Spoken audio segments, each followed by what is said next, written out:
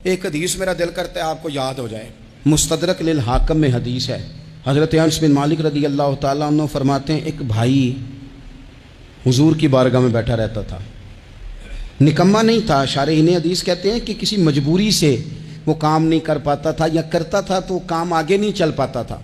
ज़हनी सलाहियत ही शायद ज़्यादा नहीं थी। ये हदीस मिशकात में भी मौजूद है, मुस्तदरक लिल हाकम में भी मौजूद है। हज़रत अनस बिन मालिक रदी अल्लाह ताला अन्हु फरमाते हैं, वो हुजूर की बारगाह नाज में बैठा रहता था। उसके भाई ने आके शिकायत की, या रसूल अल्लाह सल्लल्लाहु ताला अलैहि वसल्लम, ये कोई काम ही नहीं करता, कोई मेहनत नहीं करता, कोई जद्दोजहद नहीं करता, आगे नहीं बढ़ता। मुझे इसकी ज़रूरियात की किफ़ालत करनी पड़ती है, मुझे जद्दोजहद करनी पड़ती है, मुझे इसके मामलात का ख्याल रखना पड़ता है, आप इसे समझाएं। तो हुजूर ने बहुत सारे लोगों को समझाया जो काम नहीं करते थे।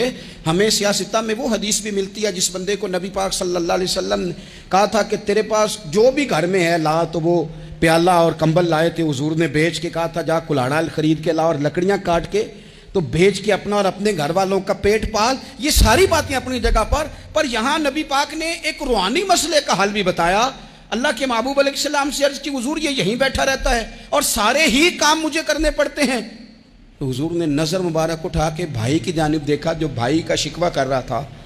तो करीम महबूब फरमाने लगे, हो सकता है ये जुमले मेरे महबूब के, इनको कहीं लिखना, इनकी मिठास देखो, इनका हुस्न देखो, और भाइयों की मोहब्बत के बीच जो रसूल पाक पैबंद लगा रहे हैं और जोड़ रहे हैं, और जिस अंदाज में भाई को भाई से मिला रहे हैं, उस लहजे के हुस्न की मिठास को भी जरा चख के देखो।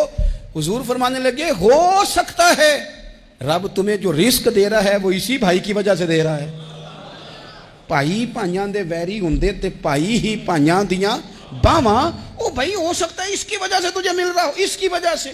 वो दरवाजे ना बंद करें जिन दरवाज़ों की बरकत से रोजी आती है।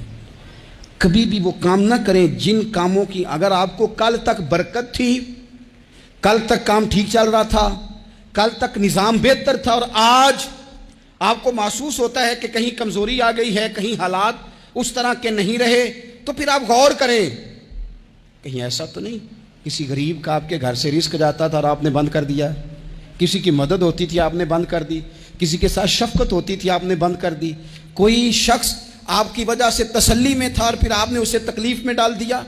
अल्लाह के महबूब ने फरमाया, तुम्हारे कमज़ोरों की वजह से तुम्हें रिस्क दिया जाता है, तुम्हारे ज़ईफ़ों की वजह से तुम्हें रिस्क दिया जाता है। तुमने तो एक बंदा ये कह के निकाल दिया कि जा तेरी तनख्वाह मैं नहीं दे सकता, लेकिन क्या पता कि उसकी तनख्वाह की वजह से ही बाकी सारा कुछ भी आता हो, क्या पता कि उसी के सबब से अल्लाह इनाम फरमाता हो।